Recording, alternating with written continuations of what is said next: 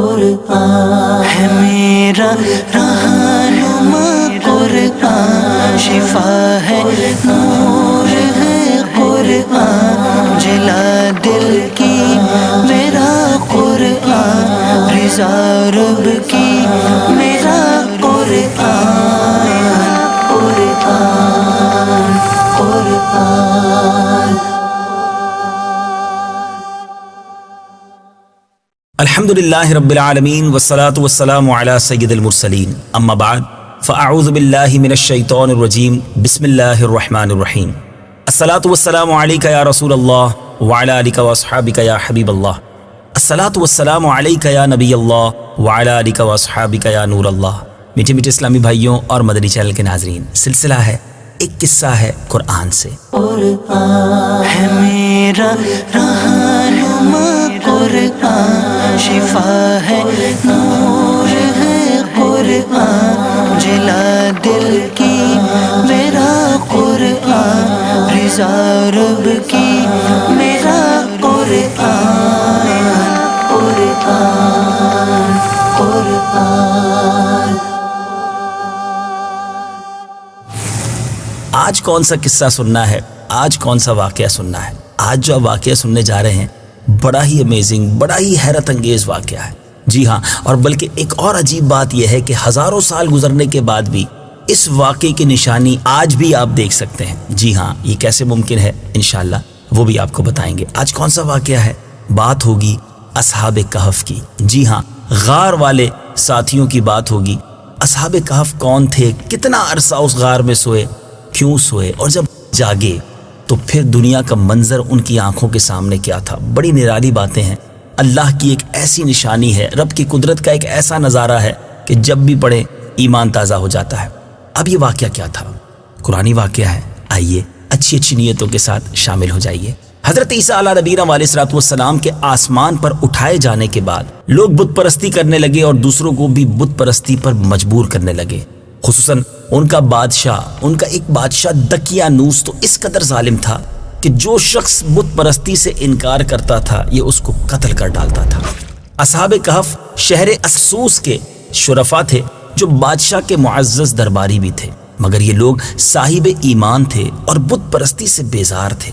دقیانوس کے ظلم و جبر سے پریشان ہو کر یہ لوگ اپنا ایمان بچانے کے لیے اس کے دربار سے بھاگ نکلے اور قریب کے پہاڑ میں ایک غار کے اندر پناہ گزین ہوئے اور سو گئے۔ تو 300 برس سے زیادہ عرصے تک اسی حال میں سوتے رہ گئے۔ دقیانوس نے جب ان لوگوں کو تلاش کرایا اور اس کو معلوم ہوا کہ یہ لوگ غار کے اندر ہیں تو وہ بے حد ناراض ہوا اور فرط غیظ و غضب میں اس نے یہ حکم دے دیا کہ غار کو ایک سنگین دیوار اٹھا کر بند کر دیا جائے تاکہ یہ لوگ اسی میں رہ کر مر جائیں اور وہی غار ان لوگوں کی قبر بن جائے۔ مگر دقیانوس نے جس شخص کے سپرد یہ کام کیا تھا وہ بہت ہی نیک دل اور صاحب ایمان آدمی تھا۔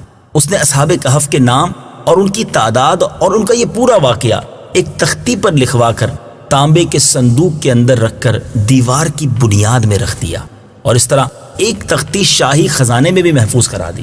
کچھ دنوں کے بعد دقیانوس بادشاہ مر گیا اور سلطنتیں بدلتی رہیں۔ وقت گزرتا گیا یہاں تک کہ ایک نیک دل اور انصاف پرور بادشاہ جس کا نام بیدروس تھا تخت نشین ہوا، جس نے 68 سال تک بہت شان و شوکت کے ساتھ حکومت کی۔ اس کے دور میں اب ایک نیا فتنہ اٹھا، مذہبی فرقہ بندی شروع ہو گئی اور بعض لوگ مرنے کے بعد اٹھنے اور قیامت کا انکار کرنے لگے۔ قوم کا یہ حال دیکھ کر بادشاہ نے اللہ عز و جل کی بارگاہ میں نہایت غمگین انداز میں گریہ وزاری کرتے ہوئے بے قراری کے ساتھ دعا مانگی کہ یا اللہ عز و جل کوئی ایسی نشانی ظاہر فرما دے تاکہ لوگوں کو مرنے کے بعد زندہ ہو کر اٹھنے اور قیامت کا یقین ہو جائے۔ بادشاہ کی یہ دعا مقبول ہو گئی اور اچانک بکریوں کے ایک چرواہا جو بکریاں چراتے ہیں اس نے اپنی بکریوں کو ٹھہرانے کے لیے اسی غار کو منتخب کیا اور اس دیوار کو گرا دیا۔ اب دیوار گرتے ہی لوگوں پر ایسی ہیبت اور دہشت سوار ہو گئی کہ دیوار گرانے والے لرزہ براندام ہو کر وہاں سے بھاگ گئے۔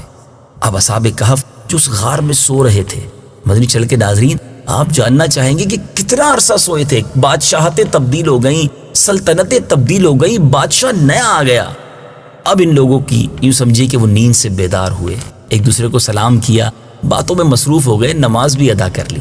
جب ان لوگوں کو بھوک لگی تو انہوں نے ایک اپنے ساتھی جس کا نام یملیخا تھا اس کو کہا کہ بازار جاؤ اور کچھ کھانا لاؤ اور نہایت خاموشی سے یہ بھی معلوم کر لو کہ دقیانوس ہم لوگوں کے بارے میں اب کیا ارادہ رکھتا ہے. یعنی وہ یہ سمجھ رہے تھے کہ تھوڑی دیر کے بعد ہی ہم بیدار ہو گئے.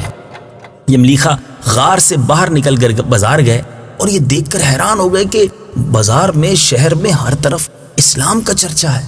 یعنی ہم تو جب تھوڑی دیر پہلے غار میں گئے تھے تو بت پرستی کا دور تھا، مگر اب تو لوگ حضرت عیسیٰ علیہ السلام کا کلمہ پڑھ رہے ہیں. یملیخا نے جب یہ دیکھا تو محو حیرت ہو کر کہا کہ الہی یہ کیا ماجرا ہے کہ اس شہر میں تو اسلام کا نام لینا بھی جرم تھا، آج یہ انقلاب کیسے ہو گیا. پھر ایک نان بائی کی دکان پر کھانا لینے گئے اور دقیانوسی زمانے کا روپیہ دکاندار کو دیا.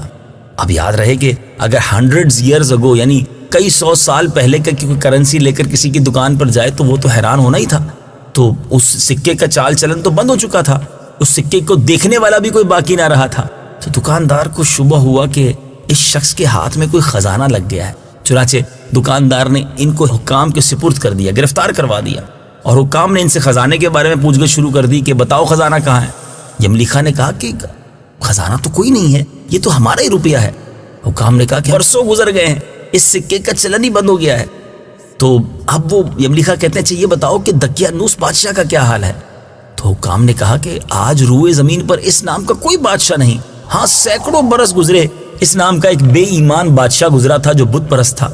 یملیخا نے کہا کہ ابھی کل ہی تو ہم لوگ اس کے خوف سے اپنے ایمان اور جان کو بچا کر بھاگے تھے.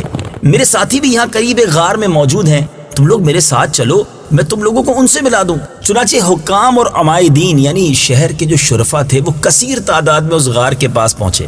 اچھا وہاں اصحاب کہف جو ہے وہ یملیخا کے انتظار میں تھے کہ وہ کھانا لے کر آئیں گے. لیکن جب ان کی واپسی میں دیر ہو گئی تو لوگوں نے خیال کیا کہ شاید یملیخا گرفتار ہو گئے ہیں. اور جب غار کے منہ پر بہت سے آدمیوں کا شور و غوغا ان لوگوں نے سنا تو سمجھ بیٹھے کہ غالباً دقیانوس کی فوج ہماری گرفتاری کے لیے آن پہنچی. تو یہ لوگ نہایت اخلاص کے ساتھ ذکر الہی اور توبہ و استغفار میں مشغول ہو گئے. اب حکام نے غار پر پہنچ کر تانبے کا وہ صندوق بھی برآمد کر لیا. اس کے اندر سے جب تختی نکالی تو اس تختی پر اصحاب کہف کا نام لکھا تھا، اور یہ بھی تحریر تھا کہ یہ مومنوں کی جماعت اپنے دین کی حفاظت کے لیے دقیانوس بادشاہ کے خوف سے اس غار میں پناہ گزی ہوئی ہے. تو دقیانوس نے خبر پا کر ایک دیوار سے ان لوگوں کو غار میں بند کر دیا ہے. ہم یہ حال اس لیے لکھتے ہیں کہ جب بھی یہ غار کھلے تو لوگ اصحاب کہف کے حال پر مطلع ہو جائیں. حکام جو تھے وہ تختی کی عبارت پڑھ کر حیران رہ گئے، اور ان لوگوں نے اپنے بادشاہ بیدروس کو اس واقعے کی اطلاع دی. اللہ غنی. فوراً ہی بیدروس بادشاہ اپنے امراء اور عمائدین شہر کو لے کر غار کے پاس پہنچا. تو اصحاب کہف نے غار سے نکل کر بادشاہ سے معانقہ کیا اور اپنی ساری داستان بیان کی. بیدروس بادشاہ سجدے میں گر کر اللہ عز و جل کا شکر ادا کرنے لگا کہ میری دعا قبول ہو گئی، اور اللہ تعالیٰ نے ایسی نشانی ظاہر کر دی جس سے موت کے بعد زندہ ہو کر اٹھنے کا ہر شخص کو یقین ہو گیا. اصحاب کہف بادشاہ کو دعائیں دینے لگے کہ اللہ تعالیٰ تیری بادشاہی کی حفاظت فرمائے، اب ہم تمہیں اللہ کے سپرد کرتے ہیں. پھر اصحاب کہف نے السلام علیکم کہا اور غار کے اندر چلے گئے اور سو گئے، اور اسی حالت میں اللہ تعالیٰ نے ان لوگوں کو وفات دے دی.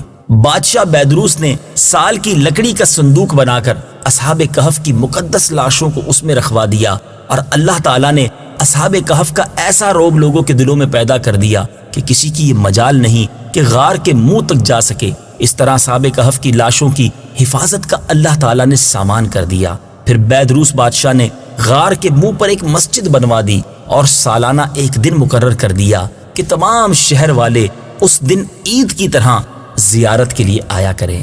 میٹھے میٹھے اسلامی بھائیوں، اصحاب کہف کتنے؟ اصحاب کہف کی تعداد میں جب لوگوں کو اختلاف ہوا تو یہ آیت قرآن پاک میں نازل ہوئی. آئیے تلاوت قرآن سنتے ہیں. قل ربی اعلم بعدتهم ما يعلمهم الا قلیل. ترجمہ، تم فرماؤ میرا رب ان کی تعداد خوب جانتا ہے، انہیں بہت تھوڑے لوگ جانتے ہیں. حضرت عبداللہ ابن عباس رضی اللہ تعالیٰ عنہما نے فرمایا کہ میں انہی کم لوگوں میں سے ہوں جو اصحاب کہف کی تعداد کو جانتے ہیں. پھر آپ نے فرمایا کہ اصحاب کہف کی تعداد 7 ہے اور 8واں ان کا کتا ہے. قرآن مجید فرقان حمید میں اصحاب کہف کا یہ حیرت انگیز واقعہ کن الفاظ میں موجود ہے؟ آئیے تلاوت بھی سنتے ہیں، ترجمہ بھی سنتے ہیں. أم حسبت أن أصحاب الكهف والرقيم كانوا من آياتنا عجبا. ترجمہ: کیا تمہیں معلوم ہوا کہ پہاڑی غار اور جنگل کے کنارے والے وہ ہماری نشانیوں میں سے ایک عجیب نشانی تھے. إذ أوى الفتية إلى الكهف فقالوا ربنا آتنا من لدنك رحمة وهيئ لنا من أمرنا رشدا. ترجمہ: جب ان نوجوانوں نے ایک غار میں پناہ لی پھر کہنے لگے اے ہمارے رب ہمیں اپنے پاس سے رحمت عطا فرما اور ہمارے لیے ہمارے معاملے میں ہدایت کے اسباب مہیا فرما. فضربنا على آذانهم في الكهف سنين عددا. ترجمہ: تو ہم نے اس غار میں ان کے کانوں پر گنتی کے کئی سال پردہ لگا رکھا. ثم بعثناهم لنعلم أي الحزبين أحصى لما لبثوا أمدا. ترجمہ: پھر ہم نے انہیں جگایا تاکہ دیکھیں کہ دو گروہوں میں سے کون ان کے ٹھہرنے کی مدت زیادہ درست بتاتا ہے. نحن نقص عليك نبأهم بالحق إنهم فتية آمنوا بربهم وزدناهم هدى. ترجمہ: ہم آپ کے سامنے ان کا ٹھیک ٹھیک حال بیان کرتے ہیں. بے شک وہ کچھ جوان تھے جو اپنے رب پر ایمان لائے اور ہم نے ان کی ہدایت میں اضافہ کر دیا. میٹھے میٹھے اسلامی بھائیوں، اصحاب کہف کے نام کیا؟ ان کے ناموں میں بھی بہت اختلاف ہے. حضرت علی رضی اللہ تعالیٰ عنہ سے روایت ہے کہ ان کے نام یہ ہیں: یملیخا، مکشلینا، مشلینا، مرنوش، دبرنوش، شاذنوش، اور ساتواں چرواہا تھا جو ان لوگوں کے ساتھ ہو گیا تھا. حضرت علی رضی اللہ تعالیٰ عنہ نے اس کا ذکر نہیں فرمایا. اور ان لوگوں کے کتے کا نام قطمیر تھا اور ان لوگوں کے شہر کا نام افسوس تھا. اور تفسیر ساوی میں لکھا ہے کہ اصحاب کہف کے نام یہ ہیں: مقسم لینا، یملیخا، تونس، نینوس، ساریونس، ذو نوانس، فلسطیونس. یہ آخری چرواہے تھے جو راستے میں ساتھ ہو لیے تھے، اور ان لوگوں کے کتے کا نام قطمیر تھا. اصحاب کہف کے ناموں کے بھی خواص ہیں، اس کی بھی برکتیں ہیں. جی ہاں، کہ اصحاب کہف کے ناموں کا تعویذ بھاگے ہوئے کو بلانے کے لیے اور دشمنوں سے بچ کر بھاگنے کے لیے، آگ بجھانے کے لیے کپڑے پر لکھ کر آگ میں ڈال دیں. سبحان اللہ. تیسرے دن آنے والے بخار کے لیے، خشکی اور سمندر میں سفر محفوظ ہونے کے لیے، مال کی حفاظت کے لیے، عقل بڑھنے کے لیے، گناہ گاروں کی نجات کے لیے. سبحان اللہ. اللہ والوں کے نام میں کتنی برکت ہوا کرتی ہے. اب آئیے سنتے ہیں قرآن پاک ہی سے کہ یہ اصحاب کہف کتنے دنوں تک سوتے رہے. قرآن پاک کی آیت سنیے. وَلَبِثُوا فِي كَهْفِهِمْ 300 سِنِينَ وَازْدَادُوا 9. ترجمہ: اور وہ اپنے غار میں 300 سال ٹھہرے اور 9 سال زیادہ. جب یہ آیت نازل ہوئی تو کفار کہنے لگے کہ ہم 300 برس کے متعلق تو جانتے ہیں کہ اصحاب کہف اتنی مدت تک غار میں رہے، مگر ہم 9 برس کو نہیں جانتے. تو پیارے آقا علیہ الصلوۃ والسلام نے فرمایا تم لوگ شمسی سال جوڑ رہے ہو، اور قرآن مجید نے قمری سال کے حساب سے مدت بیان کی ہے، اور شمسی سال کے ہر 100 برس میں 3 سال قمری بڑھ جاتے ہیں. میٹھے میٹھے اسلامی بھائیوں، عجیب و غریب واقعہ ہے نا. آپ نے سنا، اللہ کی شان ہے. اس واقعے سے ہمیں سیکھنے کو کیا ملا؟ آئیے کچھ مدنی پھول پیش کرتا ہوں کہ مرنے کے بعد زندہ ہو کر اٹھنا حق ہے، اور اصحاب کہف کا واقعہ اس کی نشانی اور دلیل ہے جو قرآن مجید میں موجود ہے. نمبر 2، جو اپنے دین و ایمان کی حفاظت کے لیے اپنا وطن چھوڑ کر ہجرت کرتا ہے، اللہ تعالیٰ غیب سے اس کی حفاظت کا ایسا سامان فرما دیتا ہے کہ کوئی اس کے بارے میں سوچ بھی نہیں سکتا. نمبر 3، اللہ والوں کے ناموں میں برکت اور نفع بخش تاثیرات ہوتی ہیں. نمبر 4، بیدروس ایک ایماندار اور نیک دل بادشاہ نے اصحاب کہف کے غار کی زیارت کے لیے سالانہ 1 دن مقرر کیا. اس سے معلوم ہوا کہ بزرگان دین کے عرس کا دستور بہت قدیم زمانے سے چلا آ رہا ہے.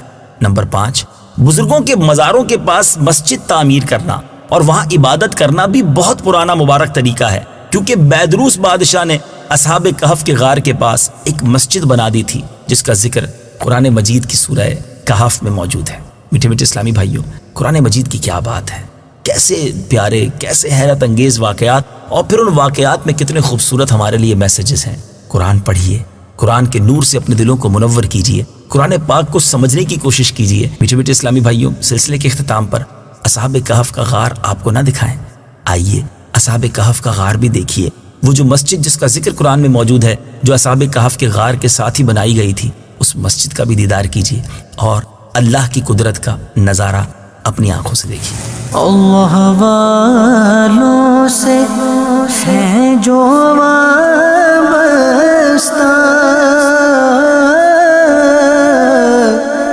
ہے مقامات مقدسہ۔ اللہ والوں سے ہے جو وابستہ،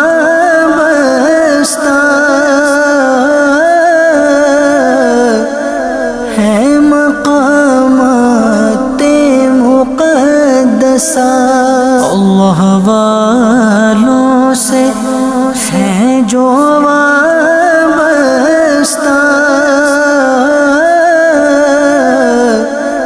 ہے مقامات مقدسہ۔ اللہ والوں سے ہے جو وابستہ، اللہ والوں سے ہے جو وابستہ۔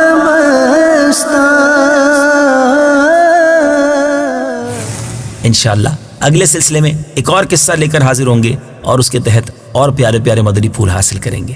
صلو علی الحبیب صلی اللہ تعالی علی محمد صلی اللہ علیہ وسلم۔ قرآن ہے میرا رہنما، قرآن شفا ہے، نور ہے قرآن، جلا دل کی میرا قرآن، رضا رب کی میرا قرآن، قرآن قرآن۔